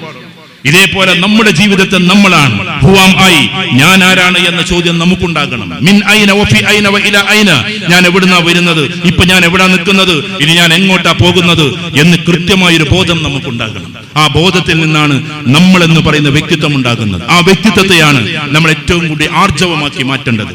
അതുകൊണ്ട് എന്റെ പ്രിയപ്പെട്ട സഹോദരങ്ങളെ, ഇവിടെ ഇരിക്കുന്ന എല്ലാ ആളുകളും ഇന്നൊരു വലിയ തീരുമാനമെടുത്തുകൊണ്ട് പോകണം. ഒന്നാമത്തത്, ഈ കാണുന്ന റമദാനിൽ നിന്ന് നമ്മൾ ആർജിച്ചെടുത്തിട്ടുള്ള ആർജവമുണ്ടല്ലോ, ഈ ഒരു ഈമാൻ ഉണ്ടല്ലോ, അതിനെ ചോരാതെ നോക്കണം. ആവശ്യങ്ങളായിട്ടുള്ള എന്തെങ്കിലും അനുവദിക്കപ്പെട്ട വിനോദങ്ങൾ ഉണ്ടാകാം, കളികൾ ഉണ്ടാകാം, അതൊക്കെ നമുക്കാകാം. എല്ലാറ്റിനും റെസ്ട്രിക്ഷൻ ഒന്നുമല്ല വിശുദ്ധ ഖുർആനും തിരു ഹദീസും. റസൂലുള്ളാഹി സ്വല്ലല്ലാഹു അലൈഹി വസല്ലമയുടെ കാലത്ത് നമുക്കറിയാവുന്ന ചരിത്രമാണല്ലോ. കുറച്ച് കുട്ടികൾ വന്നിട്ട് ഗുസ്തി കളിച്ചു. അത് കണ്ടു നിന്നു റസൂലുള്ളാഹി സ്വല്ലല്ലാഹു അലൈഹി വസല്ലം. അവരെ ഒന്ന് മാറ്റാൻ വേണ്ടിയിട്ട് അബൂബക്കർ സിദ്ദീഖ് റളിയല്ലാഹു അൻഹു നോക്കി. അപ്പോഴേക്കും പറഞ്ഞു, ഇന്ന് പെരുന്നാളാണ്, കുട്ടികൾ കളിക്കട്ടെ, അതുകൊണ്ട് വിശാലതയില്ലെന്ന് നിങ്ങൾ പറയരുത്. രാത്രിയിൽ വന്നിട്ട് കുറച്ച് പെൺകുട്ടികൾ വന്നിട്ട് ആയിഷ റളിയല്ലാഹു തആല അൻഹ കുറച്ച് കവിതകൾ ചൊല്ലിക്കൊടുത്തു. ആ സമയത്ത് പറഞ്ഞു എന്ത്, അപ്പോഴും വന്നിട്ട് ഇടപെട്ടു, നിങ്ങളിപ്പോ ഇക്കോൾ വിശ്വാസം ഉറങ്ങാൻ സമയമായി എന്ന്. നട്ടപ്പാതിര നേരം വരെ ഇരുന്നിട്ട് കവിത ചൊല്ലണ്ട എന്നുള്ള സന്ദേശം കൊടുത്തപ്പോഴേക്കും, ആ കവിത എന്ന് പറഞ്ഞാൽ എങ്ങനത്തെങ്കിലും കവിത അല്ല കേട്ടോ, അതും കൂടി നമ്മൾ ആലോചിക്കണം. എന്തെങ്കിലും വേറെ സ്ത്രീകളെ വർണ്ണിക്കുന്ന കവിതകളല്ല, അള്ളാഹുവിനെ വർണ്ണിക്കുന്ന റസൂലുള്ളാഹിയെ വർണ്ണിക്കുന്ന കവിതകളാണ്. സാസമ പറഞ്ഞു, ഇന്ന് പെരുന്നാളാണ്, കുട്ടികൾ കവിത ആലപിക്കട്ടെ. അതുകൊണ്ട് വിശാലമായ ഒരു കാഴ്ചപ്പാടിലൂടെ നമ്മൾ കുട്ടികളെ കാണണം. ഇന്ന് ഇവർ പറയുന്ന തെറ്റുകളിലേക്കൊക്കെ കുട്ടികൾ പോകുന്നതിന് ഞാൻ എന്റെ ഖുതുബ അവസാനിപ്പിക്കാൻ വേണ്ടി പോകുന്ന സമയത്ത് പറഞ്ഞോട്ടെ, എന്റെ പ്രിയപ്പെട്ട സഹോദരിമാരെ, ഇവരൊക്കെ ഇങ്ങനെ ആകുന്നതിന്റെ വലിയൊരു കാരണം എന്താണെന്നറിയോ? കുടുംബാന്തരീക്ഷം നഷ്ടപ്പെട്ടു പോകലാണ്. കുടുംബത്തിന് സുന്ദരമായ ഒരു അന്തരീക്ഷമുണ്ട്, ആ അന്തരീക്ഷത്തെ നഷ്ടപ്പെടുത്തുന്നത് നമ്മളാണ്. സ്കൂൾ വിട്ടു വരുന്ന സമയത്ത് കുട്ടിയെ കാത്തു നിൽക്കുന്ന മാതാക്കളുടെ എണ്ണം കുറഞ്ഞുകൊണ്ടിരിക്കുന്നു. നമ്മളിങ്ങനെ മെല്ലെ മെല്ലെ മേശപ്പുറത്തിരുന്നിട്ട് അല്ലെങ്കിൽ സോഫയിൽ ഇരുന്നിട്ട് മൊബൈൽ നോക്കിക്കൊണ്ടിരിക്കുമ്പോൾ കുട്ടി വരുന്നു, ബാഗ് വെക്കുന്നു, അവൻ പോകുന്നു, അവൻ അവന്റെ മൊബൈൽ എടുക്കുന്നു, നമ്മളൊന്നും അറിയുന്നേ ഇല്ല. നീ എപ്പോഴാടാ വന്നത് എന്ന് ഉമ്മ അങ്ങോട്ട് ചോദിക്കുന്ന ഒരവസ്ഥയിലേക്ക് നമ്മുടെ വീട് മാറിയിരിക്കുന്നു. നമ്മുടെയൊക്കെ കാലഘട്ടത്തിൽ മാതാവ് കാത്തിരിക്കും, കുട്ടികൾ സ്കൂൾ വിട്ടു വരുന്നതും കാത്ത്. അവരുടെ ഒരു സ്നേഹം വല്ലാത്തതായിരുന്നു. അവരന്ന് തരുന്നൊരു ചായയുണ്ട്, പഴമക്കാർ മറന്നിട്ടുണ്ടാകില്ല, അരിമണി വറുത്തതും ചായയുമാണത്. ലോകത്തിലെ സ്റ്റാർബക്സ് കോഫി പോലും അതിന്റെ പിന്നിൽ തോറ്റുപോകുമെന്ന് ഞാൻ എൻ്റെ അനുഭവത്തിലൂടെ പറയുന്നു. ലോകത്തിലെ ഏറ്റവും വില കൂടിയ കോഫി സ്റ്റാർബക്സിൻ്റെതാണ് എന്നാണ് പറയപ്പെടുന്നത്. അതിനേക്കാൾ അപ്പുറത്തേക്കായിരുന്നു ഉമ്മയുടെ ആ ഒരു ചായയുടെ ഗന്ധവും അതിലെ സ്നേഹവും. ഇന്ന് കുട്ടികൾക്ക് ബന്ധമില്ല മാതാക്കളോട്. നമ്മളാകട്ടെ കണക്കുകൾ കൂട്ടിക്കൊണ്ട് മാത്രം കുട്ടികളെ ഇങ്ങനെ കൊണ്ടുപോവാൻ. ചെറുപ്പം മുതലേ കളിക്കുമ്പോഴും പഠിക്കുകയെന്ന് പറഞ്ഞ്, അത് കഴിഞ്ഞിട്ട് ഇന്ന പോലെ A+ എടുക്കുമെന്നും പറഞ്ഞ്, അത് കഴിഞ്ഞിട്ട് ഇന്ന പോലെ ഡോക്ടറാകുമെന്നും പറഞ്ഞ് കുട്ടികളെ കളിപ്പിക്കാൻ നേരമില്ല, അവിടെ കൂടെ ഇരിക്കാൻ നേരമില്ല, ഒന്നിച്ച് നിസ്കരിപ്പിക്കാൻ നേരമില്ല, ഒന്നിച്ച് അവരോടൊപ്പം നിസ്കരിക്കാൻ സമയമല്ല, അവർക്ക് ഇമാമത്ത് നിൽക്കാൻ സമയമല്ല, കുട്ടികൾ ഇമാമത്ത് നിർത്താൻ നമുക്ക് സമയമല്ല. ഇങ്ങനെ മൊത്തത്തിൽ കുടുംബം ഒരു അലക് തെറ്റിയിട്ട് പോയിക്കൊണ്ടിരിക്കുക. പക്ഷെ കുട്ടികൾക്ക് തോന്നണം, ഞാനൊരു വ്യക്തിയാണ്, ഞാൻ ഈ ഉമ്മത്തിന് നേതൃത്വം കൊടുക്കേണ്ട ആളാണ്. അതുകൊണ്ട് എന്നെ സംബന്ധിച്ചിടത്തോളം ഏറ്റവും നല്ല മോനായി വളരണമെന്ന്, ഞാൻ എൻ്റെ ഉമ്മയെ ഏറ്റവും നന്നായി സ്നേഹിക്കണമെന്ന് ആ ഒരു പാരസ്പര്യം നമ്മുടെ വീട്ടിൽ ഉണ്ടാകണം. വാപ്പ പറയുന്ന ഐഡിയോളജി വേറെയും ഉമ്മ പറയുന്ന ഐഡിയോളജി വേറെയായാൽ കുട്ടികൾ ഡിലമയിലാകും. എന്താ ഡിലമ എന്ന് പറഞ്ഞാൽ എന്നറിയോ? കുട്ടികൾ എങ്ങട്ടാ പോകേണ്ടതെന്ന് അറിയില്ല. കാരണം വാപ്പ പറയുന്ന തൗഹീദ് ഒന്ന് ശക്തമാണ്, ഉമ്മ പറഞ്ഞത് അത്രത്തോളം ഒന്നും നോക്കേണ്ടതില്ല എന്നൊക്കെ പറഞ്ഞുകൊണ്ട് ഉമ്മ ഇങ്ങനെ അഴുകുഴമ്പനായി പറഞ്ഞാൽ സഹോദരന്മാരെ ആ കുട്ടി കൺഫ്യൂസ്ഡ് ആവും. അതുകൊണ്ട് നമ്മൾ കുടുംബത്തിൽ ഒരു ഐഡിയോളജിയെ ഉണ്ടാകാൻ പാടുള്ളൂ. അള്ളാഹുവിലേക്കുള്ള ക്ഷണം, അള്ളാഹുവോടുള്ള ഏറ്റവും വലിയ കർമ്മങ്ങൾ, അതിൽ മാതാപിതാക്കൾ ഒരിക്കലും രണ്ട് ലോകത്ത് നിൽക്കരുത്. അതിൽ കുട്ടികൾ കൺഫ്യൂഷനിലാകും. അവരവസാനം ഒന്നുമല്ലാത്ത മൂന്നാമത്തെ ഒരു ലോകത്തിലേക്ക് പോകും. വാപ്പയുടെ ലോകവും എനിക്ക് വേണ്ട, ഉമ്മയുടെ ലോകവും എനിക്ക് വേണ്ട, എനിക്ക് വേണ്ട ലോകം മറ്റൊന്നാണ് എന്ന് കുട്ടി തീരുമാനിക്കും. അങ്ങനെ ഗ്യാങ് സ്റ്റേജ് എന്ന് പറയുന്ന ഒരു സ്റ്റേജ് ഉണ്ട്. എന്താണെന്നറിയോ? അത് അഥവാ ഗ്യാങ്ങിലേക്ക് എത്തപ്പെടുന്ന ഒരു സമയമാണ്. കണ്ടില്ലേ നിങ്ങൾ സ്കൂളുകൾ അടിപിടി കൂടുന്ന കുട്ടികളെ? 10ാം ക്ലാസ്സുകാരൻ മൂക്ക് പൊട്ടിക്കുന്നത്, 10ാം ക്ലാസ്സുകാരൻ 9ാം ക്ലാസ്സുകാരനെ കുത്തിക്കൊല്ലുന്നത് നമ്മൾ കണ്ടില്ലേ? എന്താ കാര്യം എന്നറിയോ? വീട്ടിലെ അന്തരീക്ഷത്തിൽ സ്നേഹം കിട്ടാത്തത് കൊണ്ടാണ്. അവരുടെ എല്ലാ ഹീറോയിസവും ആളുകൾ പുറത്തേക്ക് കൊണ്ടുപോകുന്നത് കൊണ്ടാണ്. അതുകൊണ്ട് പുറത്തേക്ക് പ്രീ ഗ്യാങ് സ്റ്റേജ് എന്ന് പറയുന്ന ഒരു സാധനമുണ്ട്. ഗ്യാങ്ങിലേക്ക് എത്തപ്പെടുന്നതിന് മുമ്പുള്ള ഒരു സംഭവം.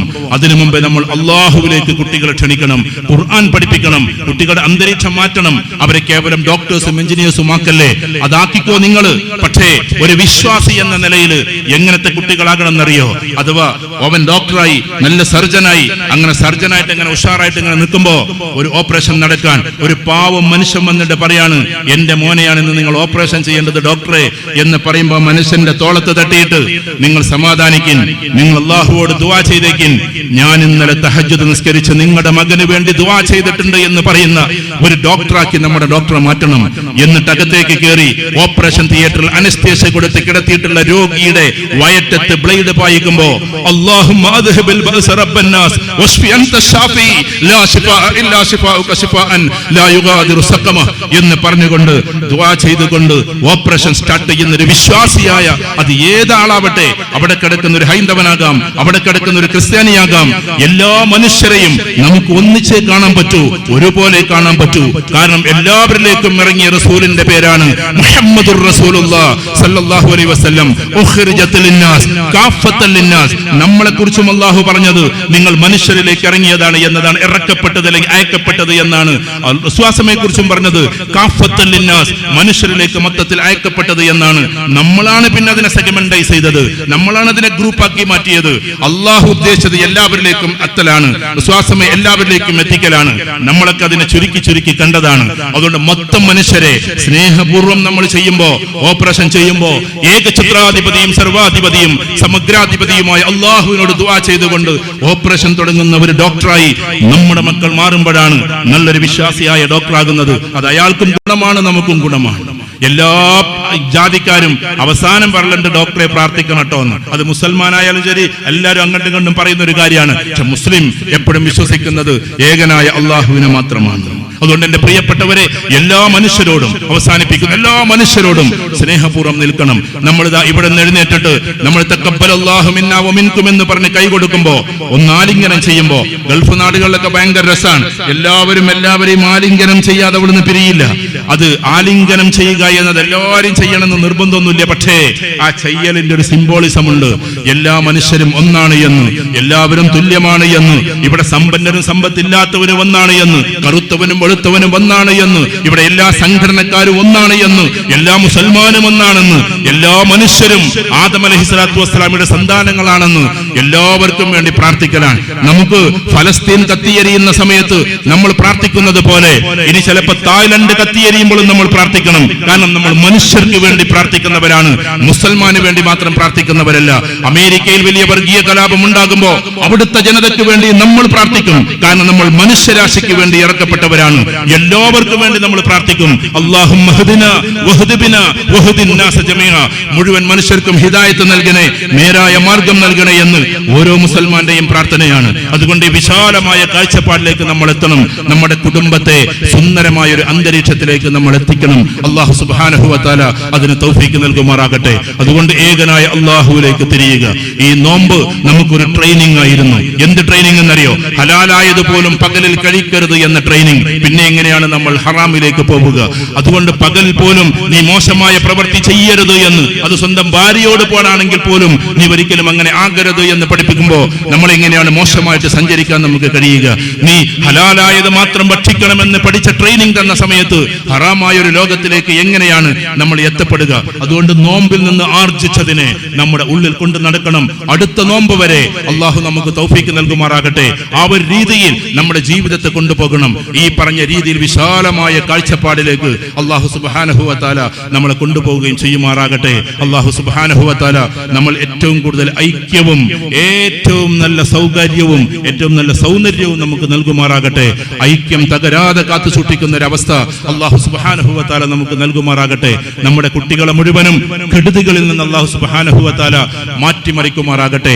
സഹോദരന്മാരെ, കെടുതികൾ നമ്മളെ കാത്തിരിക്കാൻ, അതിൽ ആരൊക്കെ പെടുമെന്ന് ഒരിക്കലും അവസ്ഥയില്ലാത്ത അവസ്ഥയിലേക്ക് വ്യാപിച്ചിരിക്കുന്ന ഒരു സമയത്ത് അതിൽ നിന്ന് മുക്തി നേടാൻ എന്റെ പ്രിയപ്പെട്ട കുട്ടികൾക്കും യുവാക്കൾക്കും വലിയവർക്കും സാധിക്കണേ എന്ന് മാത്രം പറഞ്ഞുകൊണ്ട് അല്ലാഹു സുബ്ഹാനഹു വ തആല അങ്ങനെയുള്ള കുട്ടികളായി മക്കളായി നമ്മളെ വളർത്തുമാറാകട്ടെ. അല്ലാഹു സുബ്ഹാനഹു വ തആല ഈ കൂട്ടായ്മ എന്നും നിലനിർത്തുമാറാകട്ടെ. ഒരിക്കലും ഭിന്നതയില്ലാത്തൊരവസ്ഥയിലേക്ക് ഈ മണ്ണിനെയും നമ്മളെ കേരളക്കരയെയും ഇന്ത്യയെയും ലോകത്തിനെയും അല്ലാഹു സുബ്ഹാനഹു വ തആല കൊണ്ടുപോകുമാറാകട്ടെ. നമ്മുടെ പ്രിയപ്പെട്ട പെൺകുട്ടികളെയും ആൺകുട്ടികളെയും അവരുടെ തലമുറകളെയും ഒക്കെ അല്ലാഹു സുബ്ഹാനഹു വ തആല സംരക്ഷിക്കുമാറാകട്ടെ. നമ്മുടെ കുടുംബത്തിലെ കണ്ണിലുണ്ണികളായി ആരെയും വേദനിപ്പിക്കാത്ത മക്കളായി അല്ലാഹു സുബ്ഹാനഹു വ തആല അവരെ എല്ലാവരെയും ആക്കുമാറാകട്ടെ. റബ്ബനാ ആതിനാ ഫിദ്ദുനിയ ഹസന വഫിൽ ആഖിറതി ഹസനത വഖിനാ അദാബന്നാർ. അല്ലാഹുമ്മ അജ്ർനാ മിനന്നാർ. അല്ലാഹുമ്മ അജ്ർനാ മിനന്നാർ. അല്ലാഹുമ്മ അജ്ർനാ മിനന്നാർ. അല്ലാഹുമ്മ اغفر للمؤمنين والمؤمنات والمسلمين والمسلمات الأحياء منهم والأموات إنك مجيب الدعوات يا قاضي الحاجات. اللهم يسر عسيرنا وسهل أمورنا مع الراحة في قلوبنا وأبداننا يا أرحم الراحمين. اللهم أنت ربنا وأنت ولينا في الدنيا والآخرة. عليك توكلنا وإليك أنبنا وإليك المصير. اللهم إنا نسألك الهدى والتقى والعفاف والغنى يا رب العالمين. اللهم إنا نعوذ بك من الهم والحزن وأعوذ بك من العجز والكسل وأعوذ بك من الجبن والبخل وأعوذ بك من غلبة الدين وقهر الرجال. الله سبحانه وتعالى ഏറ്റവും നല്ല ശക്തമായ അല്ലാഹുവേ, ഏറ്റവും നല്ല ശക്തനായ അല്ലാഹുവേ, നീ ഞങ്ങളെ മുഴുവൻ കാക്കണേ പടച്ചോനെ. ഞങ്ങളെല്ലാം കബൂലാക്കണേ പടച്ചോനെ. ഞങ്ങളുടെ നോമ്പിനെ നീ കബൂലാക്കണേ പടച്ചോനെ. അനുകൂലമായി സാക്ഷി നിർത്തണേ പടച്ചോനെ. യാ അല്ലാഹ്, കരുണയുള്ള തമ്പുരാൻ നാളെ സ്വർഗ്ഗത്തിൽ ഉന്നതമായ മഖാമ് നൽകി അനുഗ്രഹിക്കണേ പടച്ചോനെ. യാ അല്ലാഹ്, ഞങ്ങളെയും ഞങ്ങളുടെ തലമുറയെ നീ കാക്കണേ പടച്ചോനെ. ഞങ്ങളുടെ യുവാക്കളെ കാക്കണേ പടച്ചോനെ. ഞങ്ങളുടെ വിദ്യാർത്ഥികളെയും കുട്ടികളെയും കാക്കണേ പടച്ചോനെ. വലിയവരെയും സ്ത്രീകളെയും എല്ലാവരെയും കാക്കണേ പടച്ചോനെ. ഞങ്ങളുടെ തലമുറയിൽ ഒരാൾ പോലും വഴികെട്ടു പോകാതെ കാക്കണേ പടച്ചോനെ. യാ അല്ലാഹ്, കരുണയുള്ള തമ്പുരാനെ, യാ അല്ലാഹ്, ഞങ്ങൾ മുഴുവൻ കാക്കണേ അല്ലാഹ്. യാ അല്ലാഹ്, ഞങ്ങൾ മുഴുവൻ കാക്കണേ പടച്ചോനെ. യാ അല്ലാഹ്, നല്ല രീതിയിൽ ദുനിയാവിലും ആഖിറത്തിലും വിജയിച്ചവരായി ഞങ്ങളെല്ലാം മാറ്റണേ പടച്ചോനെ. യാ അല്ലാഹ്, കരുണയുള്ള തമ്പുരാനെ, ഞങ്ങൾ ഇവിടെ സുന്ദരമായി ഞങ്ങൾ പെരുന്നാൾ കൂടുമ്പോൾ നോമ്പ് നോറ്റപ്പോൾ ഈ നോമ്പ് നോൽക്കാൻ കഴിയാതെ, പെരുന്നാൾ ഒന്ന് കഴിക്കാൻ പോലും കഴിയാതെ അല്ലാഹുവേ, പല രാജ്യങ്ങളിലും പല മേഖലകളിലും ആളുകൾ വിഷമത്തോട് കൂടിയാണ് പടച്ചോനെ കഴിയുന്നത്. യാ അല്ലാഹ്, ഫലസ്തീന്റെ മണ്ണിനെ നീ കാക്കണേ അല്ലാഹ്. ഫലസ്തീന്റെ മണ്ണിനെ നീ കാക്കണേ അല്ലാഹ്. അവിടുത്തെ കുട്ടികൾ ഇപ്പോഴും കരഞ്ഞുകൊണ്ടിരിക്കുകയാണ് പടച്ചോനെ. ആകാശത്തേക്ക് അവർ നോക്കുന്നത് ഭക്ഷണത്തിന് വേണ്ടി മാത്രമല്ല പടച്ചവനെ. യാ അല്ലാഹ്, ഒരു ബോംബ് വർഷിക്കുമോ എന്ന ഭീതിയിലാണ് അല്ലാഹുവേ. ഓരോ കുട്ടിയുടെയും കണ്ണ് ഭയത്താൽ വിഹ്വലതയാൽ വല്ലാത്തൊരവസ്ഥയിലാണ് പടച്ചോനെ. അവരെല്ലാം ഈ ലോകത്തിന്റെ മക്കളാണ് പടച്ചോനെ, വിശ്വാസികളായ മക്കളാണ് പടച്ചോനെ. അതുകൊണ്ട് അവരെ നീ സംരക്ഷിക്കണേ അല്ലാഹ്. പരിപൂർണമായി പടച്ചോനെ നീ സംരക്ഷിക്കണേ അല്ലാഹ്. പരിപൂർണമായി കാക്കണേ പടച്ചോനെ. ഞങ്ങളെ എല്ലാവരെയും നീ കാക്കണേ പടച്ചോനെ. ഉന്നതമായ മഖാമ് നൽകണേ പടച്ചോനെ. ഞങ്ങളിൽ കടക്കാരുണ്ട് അല്ലാഹുവേ, എല്ലാവരുടെ കടങ്ങളെയും നീ വീട്ടിത്ത അല്ലാഹ്. ഞങ്ങളെ കടക്കാരായി നീ മരിപ്പിക്കല്ലേ പടച്ചോനെ. എത്രയും പെട്ടെന്ന് കടങ്ങളെ വീട്ടിത്ത പടച്ചോനെ. ഞങ്ങളിൽ രോഗികളുണ്ട് പടച്ചോനെ, അതുകൊണ്ട് രോഗങ്ങളെ മുഴുവൻ നീ മാറ്റണേ പടച്ചോനെ. ഞങ്ങൾ ആരിലേക്കും വേറെ കൈ നീട്ടുന്നില്ല അല്ലാഹുവേ. ഒരാളിലേക്കും ഈ കൈകൾ നീട്ടാൻ നീ ഒരിക്കലും അതിൻ്റെതായ രീതി നൽകല്ലേ പടച്ചോനെ. യാ അല്ലാഹ്, നിന്നിലേക്ക് മാത്രമായി ഞങ്ങളുടെ കൈകൾ നീളാണ് പടച്ചോനെ. എല്ലാ രോഗികളുടെയും രോഗങ്ങളെ നീ മാറ്റിമറിക്കണേ പടച്ചോനെ. യാ അല്ലാഹ്, ഞങ്ങളുടെ കൂട്ടത്തിൽ ധാരാളം ആൾക്കാർ മരിച്ചുപോയി അല്ലാഹുവേ. കഴിഞ്ഞ പ്രാവശ്യം ഈദ്ഗാഹിൽ കൂടിയവർ, ഇപ്പോൾ ഉള്ളവർ കൂടുതൽ ആൾക്കാർ പലരും കിടപ്പിലാണ്, കൂടിയവരും കിടപ്പിലാണ്. ആ കിടപ്പ് രോഗികൾക്കെല്ലാം നീ ഉന്നതമായ രീതിയിലുള്ള ആഫിയത്ത് നൽകി തിരിച്ചു കൊണ്ടുവരണേ പടച്ചോനെ. യാ അല്ലാഹ്, നിന്റെ ഖദർ എന്താണെന്ന് ഞങ്ങൾക്ക് അറിഞ്ഞുകൂടാ. ഉന്നതമായ തീരുമാനം നീ എടുക്കണേ പടച്ചോനെ. യാ അല്ലാഹ്, എത്രയോ ആളുകൾ അവരവരുടെ വീട്ടിൽ കഴിയാണ്. ഈദ്ഗാഹിലേക്ക് വരാൻ അവർക്ക് ആഗ്രഹമുണ്ട്, പെരുന്നാൾ നിസ്കരിക്കാൻ ആഗ്രഹമുണ്ട്, പക്ഷെ വല്ലാത്ത രോഗത്തിൽ അവർ കഴിയാണ് പടച്ചോനെ. യാ അല്ലാഹ്, അവരുടെ രോഗങ്ങൾ മുഴുവൻ നീ ശിഫയാക്കണേ അല്ലാഹ്, പരിപൂർണമായി ശിഫയാക്കണേ അല്ലാഹ്. ഞങ്ങളുടെ ഉള്ളിൽ എന്തൊക്കെ രോഗമാണ് തുടങ്ങിയിട്ടുള്ളത് ഞങ്ങൾക്ക് അറിഞ്ഞൂടെ പടച്ചോനെ. യാ അല്ലാഹ്, അങ്ങനെ ഭീമാകാരമായ എന്തെങ്കിലും അസുഖം തുടങ്ങിയിട്ടുണ്ടെങ്കിൽ അല്ലാഹുവേ നീ പരിപൂർണമായി ശിഫ നൽകണേ അല്ലാഹ്. നീ മാത്രമാണ് ഷാഫി അല്ലാഹുവേ. അതുകൊണ്ട് പരിപൂർണമായി ശിഫ നൽകണേ പടച്ചോനെ. ഞങ്ങളുടെ തലമുറകളെ നീ കാക്കണേ അല്ലാഹ്. ഞങ്ങളുടെ മക്കളെ നീ കാക്കണേ പടച്ചോനെ. തലമുറകളായി ഒരാളെയും വഴിപിഴപ്പിക്കല്ലേ പടച്ചോനെ. അവർക്ക് ഏറ്റവും നല്ല ഈമാൻ നൽകണേ പടച്ചോനെ. പരിപൂർണമായി ഈമാൻ നൽകണേ പടച്ചോനെ. ഞങ്ങൾക്ക് എല്ലാവർക്കും പരിപൂർണ്ണ ഈമാനും യഖീനും തവക്കുലും നൽകണേ പടച്ചോനെ. പരിപൂർണമായ ഇഖ്ലാസ് നൽകണേ പടച്ചോനെ. യാ അല്ലാഹ്, കരുണയുള്ള തമ്പുരാനെ ഞങ്ങളെല്ലാവരെയും ഐക്യത്തോടു കൂടി ആക്കണേ അല്ലാഹ്. ഞങ്ങളെല്ലാവരെയും ഐക്യത്തോടു കൂടി ആക്കണേ പടച്ചോനെ. ഞങ്ങളുടെ ഐക്യം നീ നഷ്ടപ്പെടുത്തല്ലേ പടച്ചോനെ. യാ അല്ലാഹ്, കരുണയുള്ള തമ്പുരാൻ ഞങ്ങൾ ഐക്യപ്പെടുത്തണേ അല്ലാഹ്, ഐക്യപ്പെടുത്തണേ അല്ലാഹ്. ഐക്യം തകർക്കരുത് അല്ലാഹ്. അല്ലാഹുവെ, പരിപൂർണമായി ഐക്യപ്പെടുത്തണേ അല്ലാഹ്. എല്ലാവരെയും ഒന്നിപ്പിക്കണേ അല്ലാഹ്. എല്ലാവരെയും നന്നാക്കണേ അല്ലാഹ്. ഞങ്ങളെ ആഖിറത്തിൽ വിജയിക്കുന്നവരാക്കണേ പടച്ചോനെ. ഈ കാണുന്ന പെരുന്നാൾ പോലെ കാലങ്ങളായി ഒരുപാട് പെരുന്നാളുകൾ കൂടാൻ തൗഫീക്ക് നൽകണേ പടച്ചോനെ. യാ അല്ലാഹ്, കരുണയുള്ള തമ്പുരാൻ ഞങ്ങളുടെ മാതാപിതാക്കൾ പല ആൾക്കാരും മരിച്ചുപോയി അല്ലാഹ്. യാ അല്ലാഹ്, അവരിന്ന് ഖബറിലാണ് പടച്ചോനെ. അവിടെ അവസ്ഥ എന്താണെന്ന് ഞങ്ങൾക്ക് അറിഞ്ഞൂടെ പടച്ചോനെ. പക്ഷെ നീ ഏറ്റവും വലിയ കരുണാനിധിയാണല്ലോ അല്ലാഹ്. ഇത്ക്കും മിനന്നാറിന്റെ 10 കഴിഞ്ഞു പോയത്. അതിലെങ്കിൽ അവരെ നീ ഉൾപ്പെടുത്തണേ അല്ലാഹ്. നിനക്കാണല്ലോ അതിന്റെ പരമാധികാരം അല്ലാഹുവേ. അവരെ പരിപൂർണമായി, എത്രയോ പെരുന്നാളുകൾ ഇതുപോലെ വന്നപ്പോൾ അവർ ഡ്രസ്സ് ഉടുക്കാതെ, അഥവാ പുതിയ ഡ്രസ്സുകൾ ഉടുക്കാതെ ഞങ്ങൾ ഉടുപ്പിച്ചവരാണ് അല്ലാഹ്. അവർ നല്ല രീതിയിൽ ഭക്ഷണം കഴിക്കാതെ ഞങ്ങളെ ഭക്ഷിപ്പിച്ചവരാണ് അല്ലാഹുവേ. ഞങ്ങളുടെ മാതാപിതാക്കൾ, ഞങ്ങളുടെ വേണ്ടപ്പെട്ടവർ, ചില ആൾക്കാരുടെ ഭാര്യമാർ, ചില ആൾക്കാരുടെ ഭർത്താക്കന്മാർ, ചില ആൾക്കാരുടെ മക്കൾ, ചില ആൾക്കാരുടെ സഹോദരങ്ങൾ, പല ആൾക്കാരും മരണപ്പെട്ടു പോയി അല്ലാഹുവേ. അവരെല്ലാം സുഖലോക സ്വർഗത്തിൽ നീ ഒരുമിച്ച് കൂട്ടണേ അല്ലാഹ്. ഞങ്ങളെയും അവരുടെ കൂട്ടത്തിലാക്കണേ അല്ലാഹുവേ. അല്ലാഹുമ്മ യസ്സിർ അസീറനാ വസഹ്ഹിൽ ഉമൂറനാ മഅ റാഹത്തി ഫീ ഖുലൂബിനാ വഅബ്ദാനിനാ യാ അർഹമർ റഹീമീൻ. അല്ലാഹുമ്മ ഹസ്സിൽ മുറാദനാ വഷ്ഫി അംറാദനാ വഖ്ളി ഹാജാതിനാ വഗ്ഫിർ ദുനൂബനാ യാ ഗാഫിറൽ മുദ്നിബീൻ. അല്ലാഹുമ്മ അൻത റബ്ബുനാ വഅൻത വലിയുനാ ഫിദ് ദുനിയാ വൽ ആഖിറ. അലൈക തവക്കൽനാ വഇലൈക അനബ്നാ വഇലൈക്കൽ മസീർ. അല്ലാഹു അക്ബർ, അല്ലാഹു അക്ബർ, അല്ലാഹു അക്ബർ, അല്ലാഹു അക്ബർ. ലാ ഇലാഹ ഇല്ലല്ലാഹു വല്ലാഹു അക്ബർ, അല്ലാഹു അക്ബർ വലില്ലാഹിൽ ഹംദ്. അസ്സലാമു അലൈക്കും വറഹ്മത്തുള്ളാഹി വബറകാതുഹു.